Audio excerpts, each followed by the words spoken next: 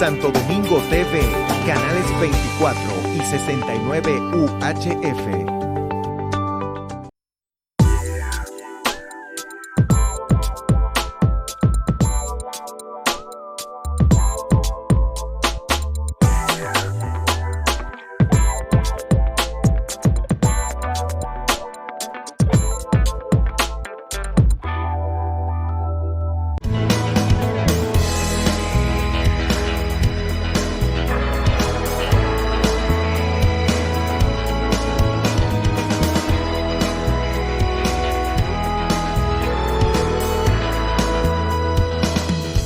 Muy buenos días.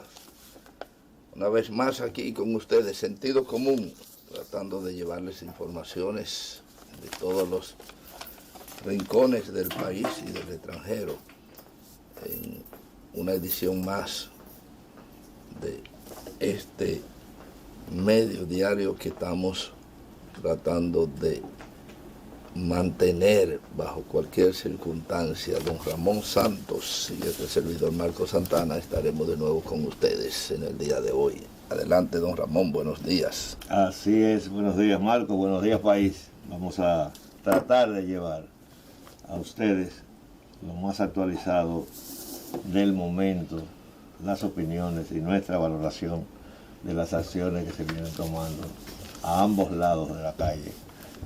El lado de la oposición y del lado de quien nos gobierna en estos momentos. Sabe, Ramón, que uno, al menos yo, siento el que hace este oficio, y nosotros tenemos una ventaja en términos del tiempo, porque al trabajar temprano tenemos opciones de muchas informaciones que todavía no se conocen por haber ocurrido tarde, etcétera. Es decir, que es una ventaja que tenemos en cierto sentido.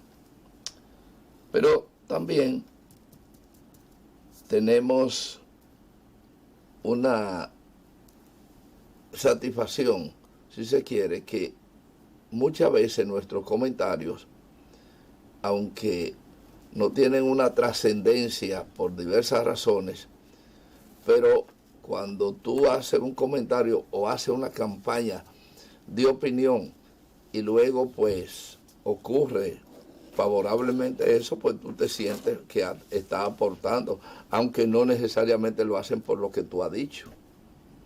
Así es. Pero por eso es que he insistido con el asunto de la protección a los médicos.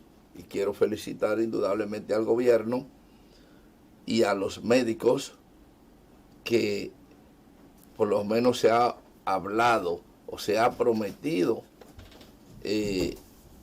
buscar solución al tema de la protección de los médicos, porque se estaba dando el caso, o se da el caso, que algunos médicos no quieren exponerse y tienen toda la razón. Entonces parece ser que hay una disposición gubernamental en ese sentido. Y obviamente la saludamos porque ha sido un reclamo nuestro, sin tener ninguna vinculación con el sector, ni mucho menos, sino por una única razón de sentido común. Ni de los gremios ni del gobierno. No ha habido ninguna razón, como dices tú. Bueno, en adición a lo que mi compañero habla con respecto a esa realidad del tema de los médicos y a esa certeza de felicitar a los médicos, a su gremio, al presidente, a todo el que se le surgió esa iniciativa, porque a nadie se le puede ocurrir que en una situación de pandemia no se coloque la pandemia por encima de los intereses personales de nadie. Entonces, y solo entonces ya estaremos preparados para salir a la batalla de esta situación, porque no hay otra forma. Y yo le agrego que siempre he dicho que en esos cónclaves donde se toman las decisiones, hace falta siempre un par de gente que no tengan nada que ver con el asunto, o una consulta para el presidente y para los dirigentes del gremio, externa, no es que haya casi un concurso, ni de eso, ni a Harvard, no. Gente práctica, gente pragmática, gente que haya vivido situaciones como esta, que se necesita esa opinión, porque a veces se disparan con algunas medidas que tú dices, bueno, por eso no tiene importancia, una hora más y una menos. El que quiera saber si tiene importancia, si ellos quieren saber que cambien el horario por una hora, el de la cuarentena, para que vean y que lo midan. Entonces, nosotros hablamos de que estamos a la vuelta de que se tome una gran decisión, que tiene mucha gente a favor, que es que el país se cierre por 15 días mínimo, que es más que el periodo de incubación de la enfermedad. Ahora, si eso se hace porque parece que va por ese camino, la gente habla de un mes un poquito difícil, porque también hay expertos en saber lo que a ti se te acaba a lo largo de un mes. Entonces, para buscar un rompimiento, mejor hacer 2 de 15, una de 15, y de acuerdo a los resultados se podría hacer la otra. Ahora, si no tenemos la cantidad de pruebas suficiente, mejor no lo hagan.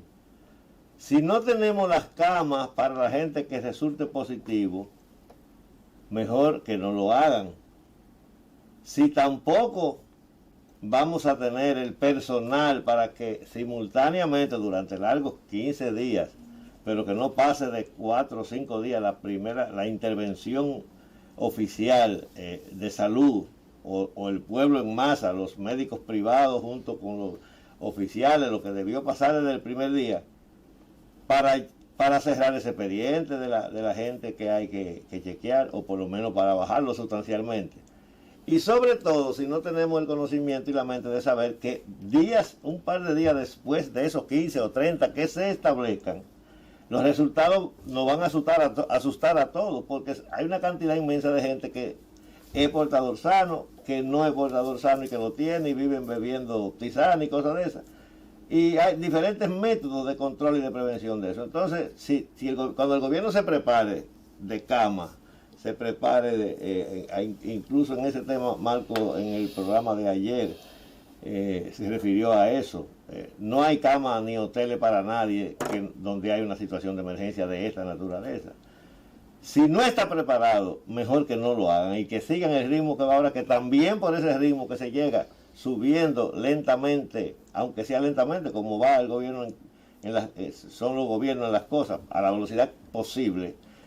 Si se hace así, también se puede salir algún camino, porque hay muchísimos países que no han cerrado la totalidad, que se han quedado así como estamos nosotros, a medio palo, que la gente cree que es a medio palo, pero es un 25, un 30%, lo que dependiendo de la naturaleza del negocio, lo que muchas empresas están viviendo.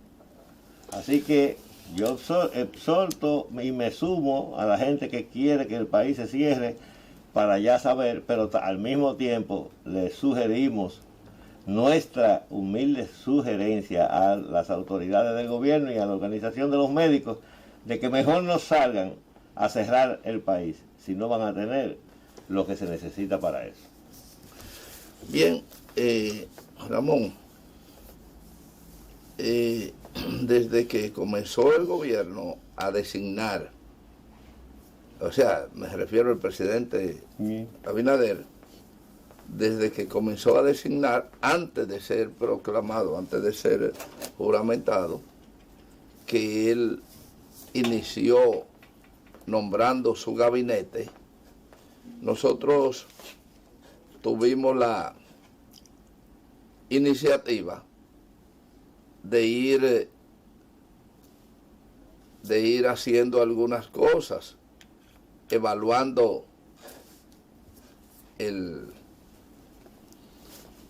los señalados. Es una buena situación porque el público, el pueblo, puede ir evaluando a los funcionarios, y de verdad que hasta ahora la satisfacción es bastante. Yo tengo algún señalamiento, pero no es relevante en términos de la cantidad positiva que tengo como valoración a los nombrados del gabinete del presidente de la República. Tengo un amigo, un gran amigo, un gran técnico, que es de esa gente que realmente uno no se explica cómo cualquier gobierno no lo tiene ocupado para decir otras cosas. Porque se habla de empleo. Tú puedes utilizar a un recurso humano sin emplearlo. Claro. Entonces, tú te encuentras con un Gilberto Reynoso, que no lo he oído mencionar por nada, y no sé por qué, pero a donde se habla de agua en este país, debe aparecer Gilberto Reynoso. Castillo Tío, cuando se habla de aguas residuales y todo eso, en el grupo Vanguardia tú tienes que oír a estas personas. Cuando se habla de tránsito tú tienes que oír mencionar a Onésimo. Onésimo, bien. Perdóname por el apellido. Ya todavía creo. Jehová todavía cree, pero bien, cuando tú hablas, hay una institución que mucha gente no le da cierta importancia, pero justamente evaluando con este amigo que es uno de los mejores planificadores que tiene el país, que ha sido varias veces desde la época de Balaguer, director de la UNAP, director en varias ocasiones de los organismos de planificación del país. Me refiero a Fernando Mangual. Fernando Mangual, estábamos haciendo una evaluación de los nombrados, de los ministros fundamentalmente, y me recordó a una persona que ha sido nombrada en un ministerio, pero que la gente no se... Es decir, son de esta gente que no hacen ruido, pero una persona con una experiencia de 40 años, se graduó hace 40 años, y más de 20 años siendo profesor universitario, y un hombre con una capacidad extraordinaria, pero más que su capacidad, con una honestidad probada en este país. Entonces yo le decía a Mangual, hablando de, porque Mangual conoce aquí a todos los funcionarios, en sentido de, hay muchos muchachos jóvenes que o han sido alumnos o han trabajado alrededor de todas estas glorias como son. Y hay un ministro que es para mí una de las estrellas de acierto que ha tenido el presidente Abinader. Y además porque ocupa un lugar de alta importancia, que es el MAP, el Ministerio de Administración Pública. Darío Castillo, probablemente hablar de Darío Castillo, mucha gente dice, bueno, ¿quién es? Darío Castillo es esa persona que describo, que es ministro del MAP. Y es de la gente que uno tiene la certeza de que no pasan por un lugar por haber pasado. Tiene que dejarlo impronta. Es un hombre que dejaría impronta y que la gente, aunque no haga escándalo, porque lo fundamental en este país es que porque hay ministerios que la gente no tiene que tener mucho background, pero hay otros ministerios como es el MAP, que sí, Ramón, hay que tener una verdadera formación en una diversidad de técnicas para poder manejar la situación, porque es quien regula la escalafonía, hay mucho que hacer ahí. Hay mucho que hacer. Sí, sí.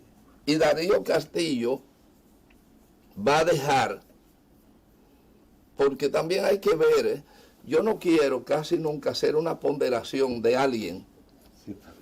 porque, pero uno tiene que arriesgarse. Y este es uno de los casos que yo me arriesgo, igual que como me arriesgo con otras personas, que en este caso, por ejemplo, el mismo Mangual me decía, y coincido con él, dice, mira Marcos, hay gente que independientemente de la edad, aquí la gente es muy irrespetuoso con la edad de la gente. Por ejemplo, le piden que doña Milagro se quede sentada ya en su casa. Pero si doña Milagro, me decía Fernando, pero si doña Milagro es una señora que no solamente tiene la capacidad de hacer las cosas necesarias, sino que tú no puedes conferir, tú no puedes imaginarte que doña Milagro se va a convertir o va a caer en actitudes indelicadas a su edad, con su responsabilidad de dama, como tiene Milagros ganado un nombre desde la época de su tío, ¿sabes? Porque algo como herencia, yo sé que Milagros tuvo diferencia con su tío, pero hay cosas que no se diferencian, son genéticas. Sí. Entonces, Dice uno que se nace corrupto, y se nace lo contrario, se nace honesto, como alguna gente que nacen artistas. Así es. Entonces, doña Milagros, tú no vas a tener la incertidumbre de que va por comisión a meterse en nada que no sea ético, que no tenga. Se puede equivocar como humana, sí, todo eso. Pero no eche de mala fe. Pero exactamente. Además, es una señora que está obligada a cumplir con la ética por razones de su edad, por razones de su historia, por razones de todo, está compelida a hacer un buen papel. Entonces, ¿quién no va a ponderar en esas condiciones? Me decía Fernando Mangual, a un recurso humano, como es el caso de Milagro y de Darío Castillo. Darío Castillo, que repito, está al frente del MAP, es un hombre de eso que usted puede jugar el número, si lo encuentra, entre los 100 números, usted buscarlo. Y si lo encuentra, jueguelo, que no se va a pelar. Así que eso es. ¿Sabe que a nosotros no nos gusta algo que se convirtió en bastante impopular, que es tirar piedra para atrás? Sí. No es nuestra misión ni es nuestro estilo. Sin embargo, yo me quedé toda esta vida viendo el incumbente de esa cartera que tú hablas, esperando que un día él tomara alguna medida con respecto a esas nóminas y nominillas, porque tengo entendido que debe ser de su incumbencia. Nunca pudo poner en las redes la totalidad de los empleados. Creo que al final alguien los puso, pero ahí no están las botellas, nada de eso. Que tú pudieras cesar y decir, tal institución hay tanto, tanto y tanto. Al final la presión de la gente, los que están en la carrera creo que están puestos en la red, pero realmente por gusto propio de él no se le vio tomar una acción ni hacer una incomodidad con ninguna institución de las que manejan personal. Lo voy a dejar ahí, porque nosotros no somos de los que hacemos leña del árbol caído. Sin embargo, pero sobre eso, perdón Ramón, ¿qué te digo? Es hijo de una de la tendencia, no sé cómo señalarla, de que yo más tirria. ¿Tú sabes lo que es la tirria, Ramón? Sí, eso no lo conoce la gente. Eso no lo conoce la gente. Sí. Óyeme, Ramón, yo no le tengo tirria a ningún funcionario por mal o bien que lo haya hecho. En este caso mal, porque tú no le tomas tirria al que lo hace bien. Pero tú sabes a quién yo le tengo una tirria, verdaderamente una tirria. No es a uno, pero en este caso yo lo pongo a todos juntos. Al comité político del PLD, Ramón. ¿Sabes? Ese organismo, yo le tengo una tirria que tú no te la imaginas. Porque no hay nada más sinvergüenza en los últimos tiempos que el comité político del PLD. Obviamente, son 35, salvo excepciones. Pero yo lo que estoy planteando es los resultados. Y la generalidad. Es la generalidad, porque las excepciones están ahí. No las voy a nombrar ni siquiera porque todo el mundo las conoce, las excepciones. Hay excepciones, pero las decisiones y la actitud del comité político del PLD es para que se le tenga tirria. Y lo voy a bautizar así, los tirriosos, porque no hay nada más inepto, más oportunista, que son los responsables de todo lo que está pasando en el PLD, los responsables de ese inoperante, ese oportunista convertido a multimillonario del comité político, que salvo excepciones, no, quizás no califican en esto que voy a decir. No hay un solo miembro del comité político del PLD que no sea multimillonario. Un solo no lo hay. Ahora, no es un pecado ser multimillonario. No, eso es lo que voy a decir. Porque yo quiero ser multimillonario. Claro. No crean que yo tengo... No, yo quiero ser multimillonario. Ahora, mi crítica es que si yo soy multimillonario... No te pasa que te saque el pueblo. Exactamente. Entonces, tú tienes que cumplir con una regla. Y los responsables de la debacle, los responsables políticos de la debacle del PLD es el comité político. Ese comité político llevó al PLD al matadero. Pero...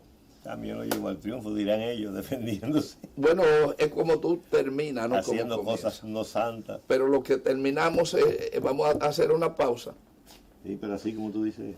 Y regresamos con más opiniones en esta entrega de hoy.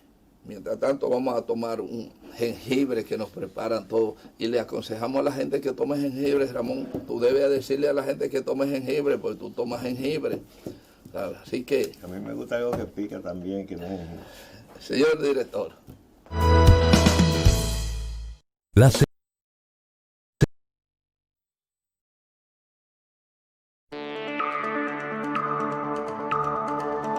Somos la empresa de transmisión eléctrica dominicana, ETED. Por nuestras líneas van cargas eléctricas a 345, 138 y 69.000 voltios. Esto es alto voltaje. Cada vez que un ser humano hace contacto con estas líneas, hay riesgo de muerte o lesiones graves. Por eso, evite hacer trabajos y que los niños vuelen chichiguas cerca o debajo de las líneas. Puede ser fatal. Preservemos nuestra vida. Empresa de Transmisión Eléctrica Dominicana, ETED, uniendo el país con energía. La CDEE impulsa energía positiva para la vida. Para responder al aumento que demanda el sector eléctrico nacional, la central termoeléctrica Punta Catalina y sus 752 megavatios brutos de generación ya entran en su etapa final de construcción. Para el 2017 se sumaron más de 8 proyectos de fuentes de energía renovable que en conjunto con las 27 microcentrales hidroeléctricas aportarán al sistema 1.430 megavatios en nuestra matriz energética. El programa de rehabilitación de redes inicia con una inversión de 358 millones de organismos internacionales. Más de 100 circuitos serán intervenidos a nivel nacional, logrando así un servicio eléctrico optimizado. CDEE, iluminando en el presente para el futuro del país.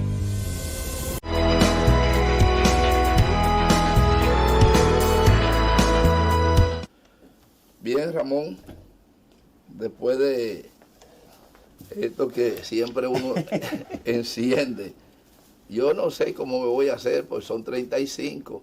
No, Cuando me salgan por ahí, hay lo que tiene que tener un poquito de cuidado con los diputados salientes, porque creo que antes de las elecciones, bastante antes de esa fecha, le autorizaron una ametralladora a cada diputado. ¿Ah, sí? ¿Tú no escuchaste eso? No. Que estaban pidiendo protección, creo que le asignaban el permiso, hay que chequear eso. Pero si mal no recuerdo, la mayoría tiene su metralletica. ¿Y entonces cuánta tiene Monchi Fadul? No, porque Monchi no es diputado. Pues sí, pero él era quien la autorizaba, ¿verdad? No, yo creo que eso se manejó de otra manera. Nos vamos a documentar bien, pero tú recuerdas que se habló de eso. No, yo y no que lo lo aprobaron por seguridad y cosas de esas. Bueno, tú tienes un amigo, vamos a llamarlo para ver, porque él debe saber de eso. Exacto. Eso. Bueno, yo soy de opinión y quiero sintetizar en este momento todas las cosas que están surgiendo, porque eso se veía venir. O sea, cuando hay un cambio de gobierno se pasan 2 meses, 3 y hasta 4 hablando de la bondad, de los defectos, de los designados, de las políticas equivocadas, porque la gente está a la expectativa creyendo que todo el que lo acaban de elegir para un cargo está crudo y que en consecuencia debe consultarle a ellos mismos lo que va a hacer. Y no como se nota en algunas decisiones de la especie en este momento, de que se estaba pensando en eso desde antes, porque de no ser así, no se tuviera ningún acierto y fruto de esto es que la propia coordinación de transición ha hecho un trabajo que luego se sabrá en detalle, pero lo ha hecho. Y la verdad es que cuando eran 3 meses, la gente inventando y criticando y fuñándose pasaba 2 meses y el último mes era que hacían la transición efectiva, con honrosas excepciones. Por ejemplo, en la del 86, que nosotros los agropecuarios trabajamos los 3 meses en eso. Pero eso es como cuando tú tienes un carro que le falta un guardalodo, el motor hay que repararlo, hay que repararle la transmisión y todo, y tú lo preparas y te lo entregas, que nada más hay que meterle la llave para salir. Así se trabajó en el 86 porque había una crisis muy especial, con posiblemente con vigente un recargo cambiario de las exportaciones que le hizo mucho daño a la gestión de Jorge Blanco y cubrió muchísimas cosas que en ese gobierno se establecieron.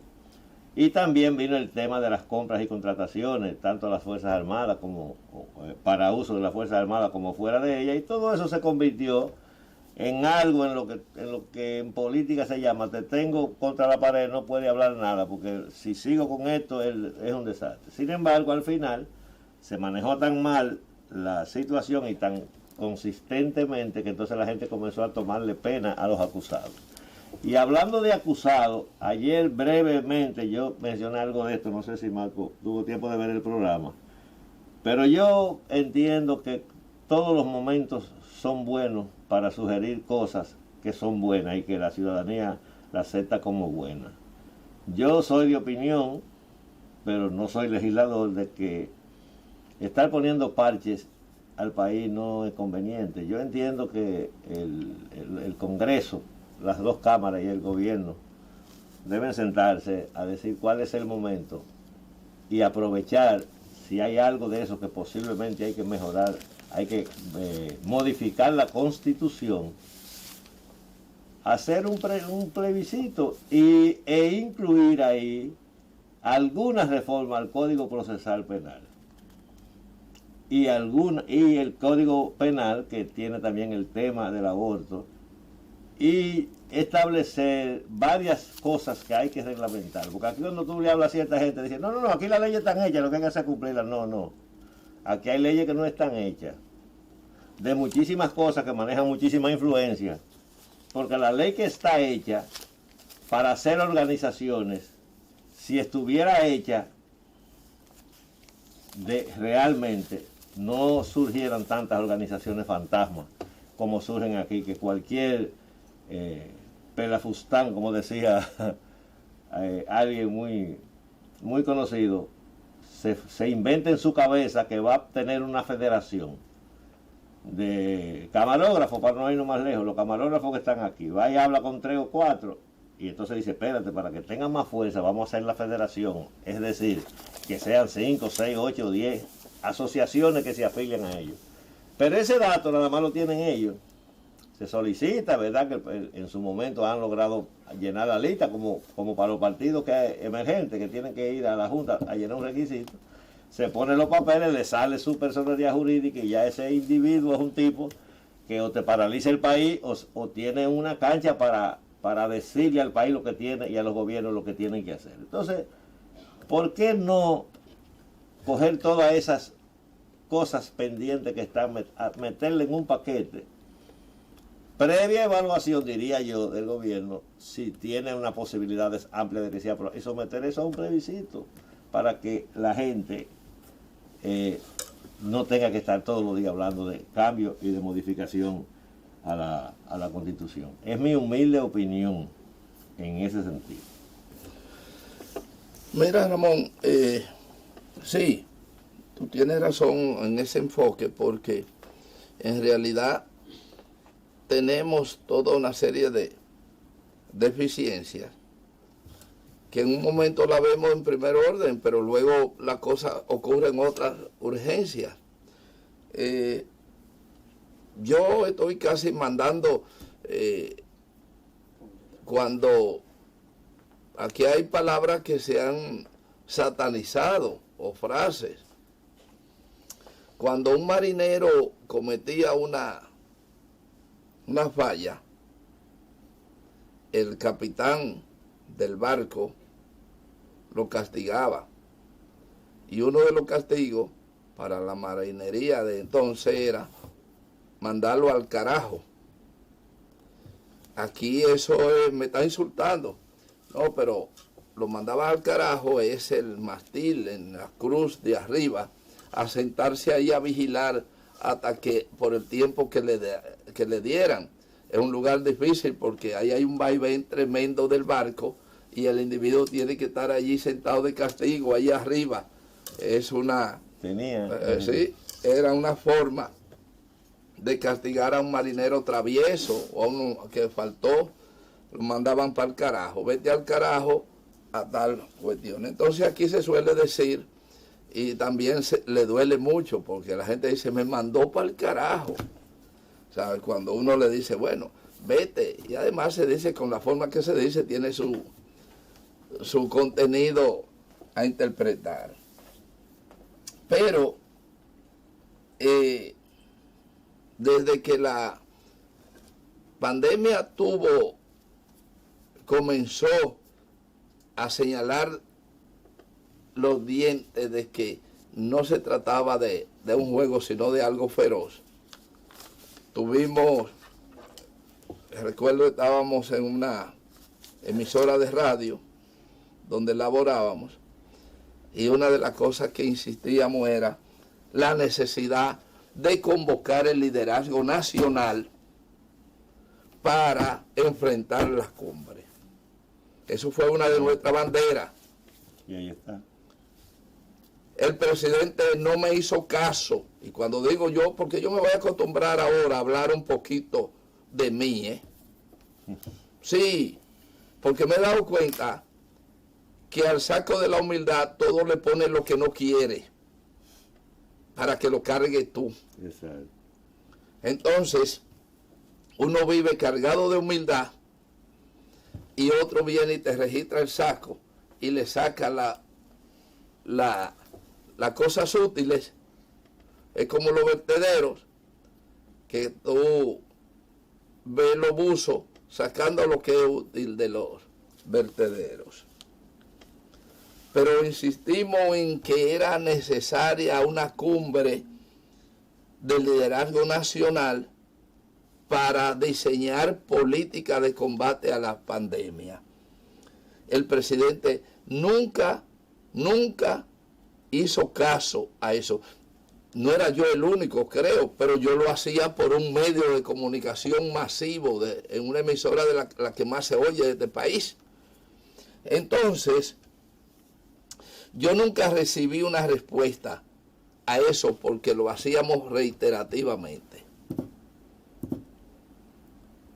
Eso no tiene no hay que ir, como tú a veces dices, ni a Harvard ni nada. Eso no tiene todo, el sentido común te lo da. Y tengo que elogiar al presidente Abinader, que ¿cuántos días que lleva? ¿Fue el 5? 5 días. ¿No fue el 5 de la toma de posesión? El 16, Ramón. ¿Eh? El 16 de agosto. El 5 fueron las elecciones. Ahí Entonces, estamos a 19 hoy. Entonces, en esos días que lleva el presidente, que para mí también está atrasado, porque eso debió haberlo hecho el mismo día que tomó posesión. Pero pasó el chifle. Pero pasó, está bien. Con el cansancio de los actos. Exactamente. Pero la tensión de los actos. Sí, pero el mismo día, en el mismo Congreso, debió sacar una nota y decir, mi primera medida es convocar al liderazgo nacional con un punto único. Olvidémonos de la economía y todo, porque este es un chantaje, Ramón. Tú eres empresario. Entonces, ustedes los empresarios tienen un problema. Y es que calculan lo que están perdiendo, lo que van a perder con esta pandemia. Pero ¿cuánto? No tiene nada de malo. No tiene nada de malo, pero a cambio de cuántos trabajadores tuyos va a ser eso. Entonces no tiene nada de malo. No, bueno, eso es un poco... Primero te voy a decir que yo no soy empresario. No, bueno... Sé que es una chaza tuya. He hecho una chaza, no, bueno, claro, no, pero yo quisiera hacer este programa, si yo sé que uno de los técnicos de este programa se va a morir por hacer este programa, lo mínimo que voy a hacer es decir, no voy a hacer el programa. Sí, así, todas las comparaciones no caben en algunas circunstancias. Lo que quiero decir es, entonces, para que no quede confusión y aclararte a ti de primero, claro. Porque el primero que debe estar claro es mi compañero. Claro. Mira, Ramón, lo mal que se le puede atribuir al gobierno pasado del manejo de la pandemia, sácalo con pinza,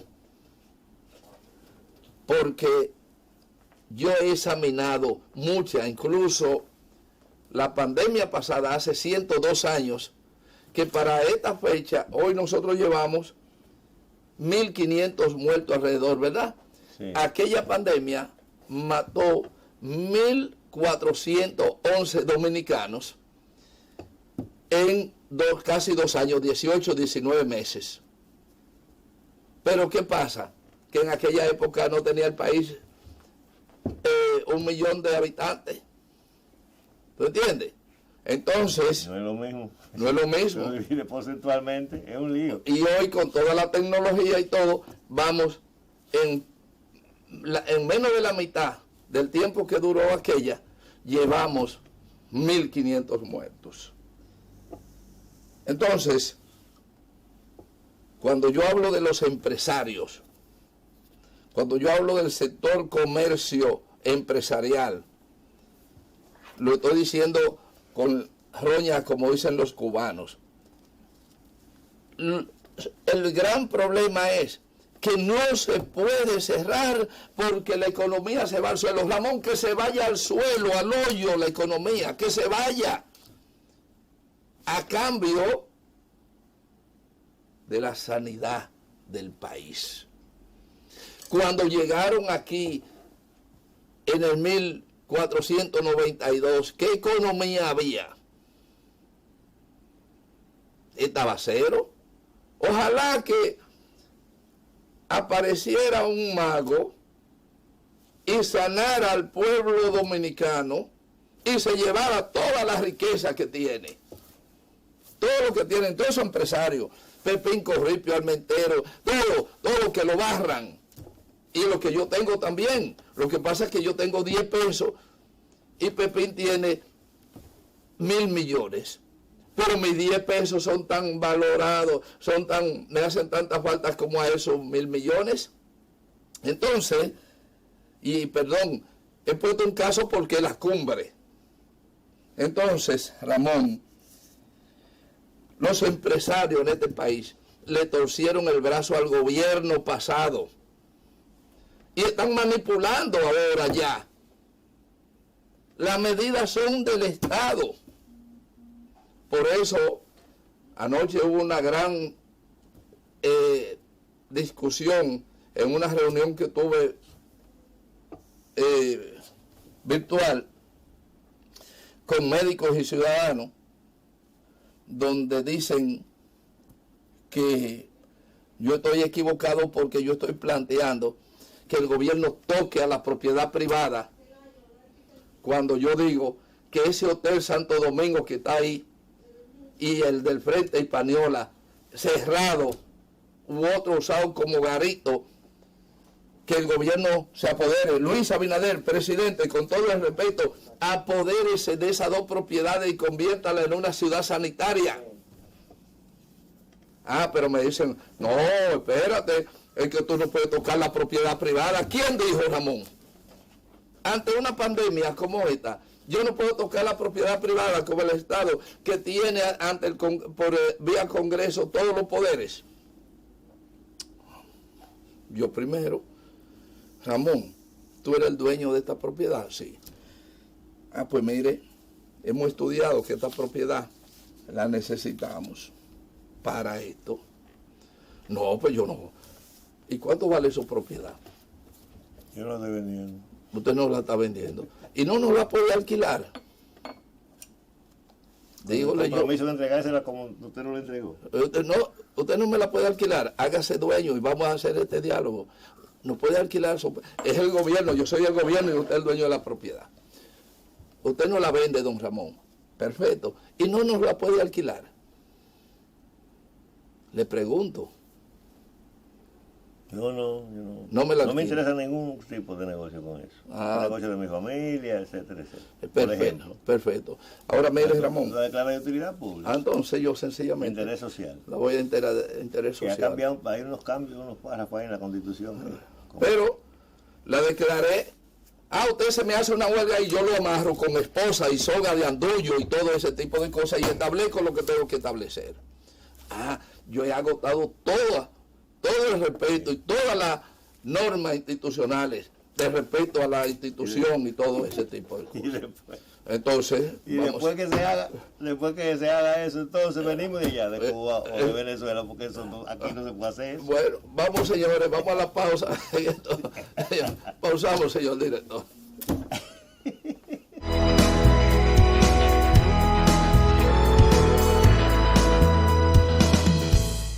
La CDEE impulsa energía positiva para la vida. Para responder al aumento que demanda el sector eléctrico nacional, la central termoeléctrica Punta Catalina y sus 752 megavatios brutos de generación ya entran en su etapa final de construcción. Para el 2017 se sumaron más de 8 proyectos de fuentes de energía renovable que en conjunto con las 27 microcentrales hidroeléctricas aportarán al sistema 1.430 megavatios en nuestra matriz energética. El programa de rehabilitación de redes inicia con una inversión de 358 millones de organismos internacionales. Más de 100 circuitos serán intervenidos a nivel nacional, logrando así un servicio eléctrico optimizado.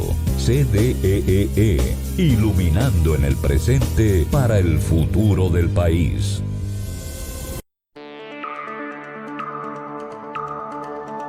Somos la empresa de transmisión eléctrica dominicana, ETED. Por nuestras líneas van cargas eléctricas a 345, 138 y 69.000 voltios. Esto es alto voltaje.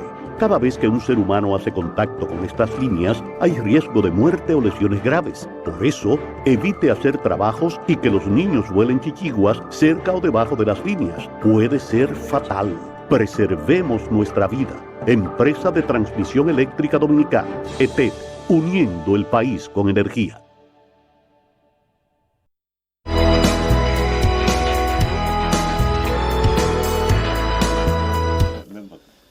Bien, señores, una conversación interesante fuera del aire, pero que tenía que ver con el tema de respeto a la propiedad privada. Bueno, lo dejamos. Hay una cuestión que se llama soberanía. Y hay otra cuestión que se llama el primer poder del Estado es el Congreso. Y entonces hay una disposición del Congreso que empodera al presidente de la República, administrador del Estado, para tomar medidas de protección a favor de la ciudadanía. Y un ciudadano o un grupo o una asociación está en contra de eso porque ellos hicieron su patrimonio y todo eso. Entonces mi posición es que cuando se necesite el concurso, la utilización de ese patrimonio, el Estado lo que tiene que hacer es primero dialogar con ese ciudadano que debe ser un buen ciudadano. Segundo, compensarlo en todas las medidas necesarias si hay que tocarle sus bienes, compensarlo. Tercero, persuadirlo, reunirlo, etcétera, para yo extender un cuarto. El cuarto es amarrarlo con el poder del Estado, como un andullo, y establecer lo que hay que establecer. Eso es lo que... Bueno, pero ya al amarrarlo, Marco, entonces sí, cuando estén amarrados, lo traemos de allá, de los países donde se hace eso, y lo soltamos aquí. Eso, ve a ver, tú estás diciendo eso, ve a ver si en los Estados Unidos tú puedes hacer eso que tú me estás discutiendo. Ve a los Estados Unidos, lo primero es que en los Estados Unidos tú no eres dueño de nada en términos de propiedad. Y si el Estado necesita, y no el Estado federal, si el Estado necesita tu propiedad, la toma bajo cualquier circunstancia. Así es. Lo que pasa es que hay medidas. Pero yo tengo mis reservas con eso. Bueno, porque hazte un Estado tú. Lo que pasa es que eso son cosas fáciles de hablar, difíciles de hacer, y todas esas cosas implican pero yo te pregunto, una serie de intereses. No, pero perdón, Marco, dame la oportunidad. No, pero tú la tienes, pero yo te estoy preguntando, porque estamos en el aire. Pues pregúntame. Yo te pregunto, ¿en qué daña que ese Hotel Santo Domingo que está ahí cerrado? ¿Cuántas camas caben ahí, Marco? ¿Cuántas camas caben? Miles de camas. Es que tú no sabes de lo que yo estoy hablando. Yo sé, pues yo he ido a los... No, ahí habían 412 habitaciones como hotel. Además, un área verde que puede ser convertida en lo que tú quieras. Pero además, si no caben en el del frente también. Ahora, eso está cerrado, es que tú no me puedes hablar. Es más, es un obstáculo, es un adefesio que está ahí afeando la ciudad, cerrado eso. Entonces, ahora no hay problema, yo no estoy obstinado que sea cojan la feria ganadera, cojan Metaldón, cojan la feria ganadera, cojan el estadio Quisqueya. ¿Cuántos días se hizo el de La Vega, el que aportó Luis? Lo que sea, pero no compare eso.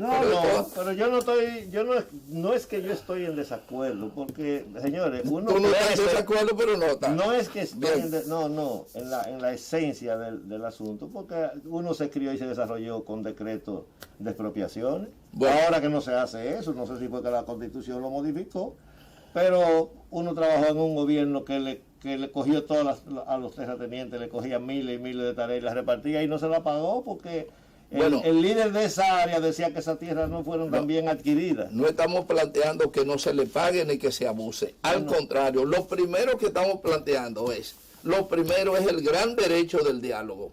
Es lo planteado. Eso es lo primero y lo segundo. Yo no estoy diciendo que se expropie, pero si esa fuera la medida por la resistencia, porque tú acuérdate que tú comenzaste a hablar de la resistencia de esas personas, de ese sector No, yo no estoy diciendo... No, espérate, Ramón, es que me está metiendo una cosa en televisión que no es verdad. Yo he dicho que convenientemente, la palabra convenientemente en español quiere decir que se va a buscar todas las fórmulas. A lo mejor lo que yo estoy diciendo no es correcto, exacto, pero yo lo estoy planteando correcto, ¿eh? Puede ser que no sea incorrecto en la práctica, pero yo lo estoy planteando correcto. Tú me hiciste una pregunta importante. ¿Cuántas camas caben ahí? Y yo te di una respuesta. Sí. Entonces, el problema, porque parece ahora como si yo estoy contra ese lugar, No, hagámoslo entonces en la feria. Yo lo que quiero es que se concentre en un lugar, un centro de seguimiento y tratamiento del mal que tenemos. Y entiendo que ese podría ser un lugar, a lo mejor estoy equivocado, pero equivocado en términos físicos. Hay que demostrarte lo contrario, para que no admita la equivocación. No, ni demostrármelo, porque hay una cosa, a lo mejor hay un lugar mucho mejor. Y vamos, pero lo que yo planteo es que se haga, no sé dónde. Ahora yo he sugerido eso. A lo mejor el mejor lugar es el Estadio Quisqueya. O el Faro, uno de los hoteles turísticos. O el Faro a Colón. O uno de los hoteles turísticos que hay en el este. Pero sí. Hay un emporio en España, creo que fue. Lo primero que hizo fue ofrecer su hotel. Tú ves que estamos totalmente divorciados. Tú no lo puedes llevar para el este, porque eso es un centro para el distrito, para acá. Tú no lo puedes llevar para el este. Es localidades. Ahora, a lo mejor el Faro a Colón es mejor. O a lo mejor, qué sé yo, lo que quiero que tú entiendas y que la gente entienda, que yo no estoy diciendo que debe ser ese. Yo estoy diciendo que se debe concentrar un centro de seguimiento y atención contra la pandemia que tenemos.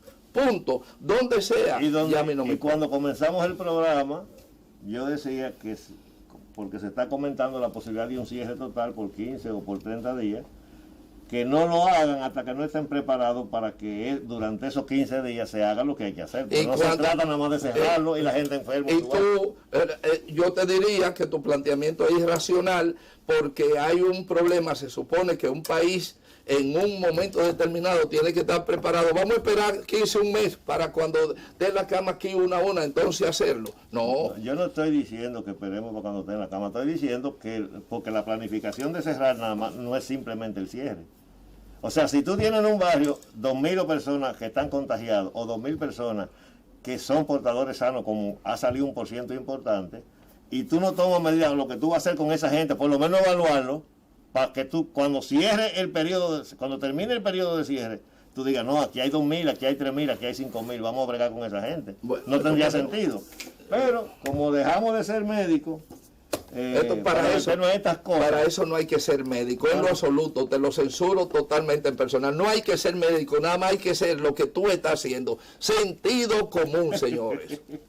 Sencillamente. Está bien, sentido común. Y claro, en otros programas seguiremos este tema. Nos faltaron temas que tenía aquí, pero no importa, me siento conforme por lo menos con esta agria discusión que hemos tenido sobre el tema de que hay que tomar medidas drásticas para combatir el coronavirus en el país. Y una de ellas, aquí está claro, bien, el presidente de la República está convocando a una cumbre de los sectores del liderazgo nacional.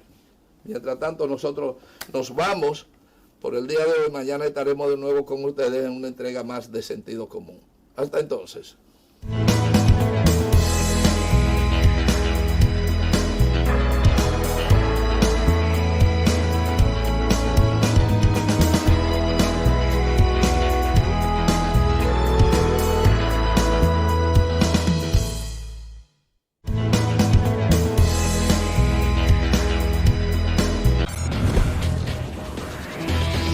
Santo Domingo TV, canales 24 y 69 UHF.